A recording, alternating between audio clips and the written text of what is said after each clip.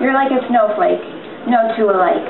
We grew up listening to our mothers telling us that we were special, praised us for our accomplishments, and punished us for our mistakes.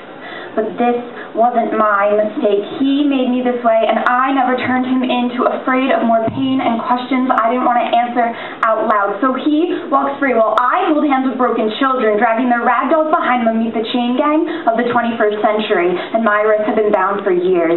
But I've decided his fate. Life sentence in the shadow of his actions, the ultimate punishment, a lethal injection of reality, and there are scars that no one else can see, but my flesh has the memory of every line the razor wrote, because my scars scream truth more than my words ever will, but that doesn't make me unique. That just makes me one of 121 million. One of 154,598, one of 17.7 million, part of that 8%. I am nothing but a statistic. One more tick on their board, one more yes in their poll, nothing special about that. You want to be unique? Tell them about your favorite color.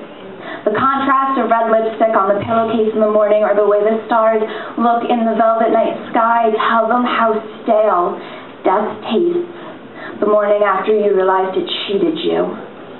Tell them how it felt to empty your veins down the drain with your dreams too hard for your fragile body to hold my hand and close your eyes. We'll jump off the edge together. Tell them how it felt to lose control. Tell them how it felt to write in blood the only ink strong enough to carry the heavy words needed to share your story. Your soul lay broken on the floor in the same spot it has for years, because nothing's changed. So it's time to sew your shadow back on so it can't scare you anymore. You're not in Neverland. Grew up too young, too fast, never quite had the chance to fly, graze the stars you love so much, or circle the moon with the tip of your finger from the foggy window of the backseat of the car, letting your mind wander, sinking deep into your thoughts, drowning with no life preserver in sight. Tell them something they've never heard before. Tell them your story. Tell them the truth has kept your wrists bound behind your back, your tongue tied, your feet shackled to the same damn spot for years, but it's time to cut that cord and take your first baby steps towards rehabilitation. Out of the shadows with your face towards the sun, raise your voice to the public while raw truth scrapes your throat, because no one is spoon-feeding you sugar-coated stories anymore. Stuffing my mouth with his lies, but my stomach is growling, hungry for truth. Well, I got a pharmacy tucked away in my purse. A handful of pills each night, hoping to keep me alive, hoping to balance out my mental chemistry, keeping razors away from my wrist and ropes away from my neck.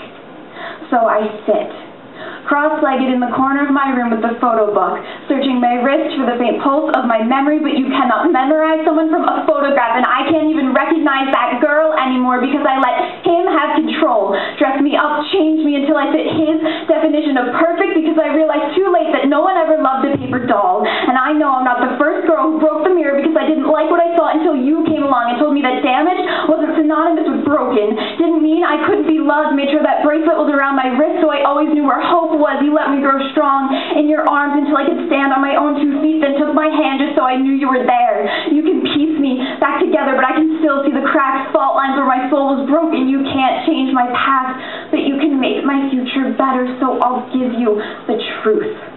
I can testify to that.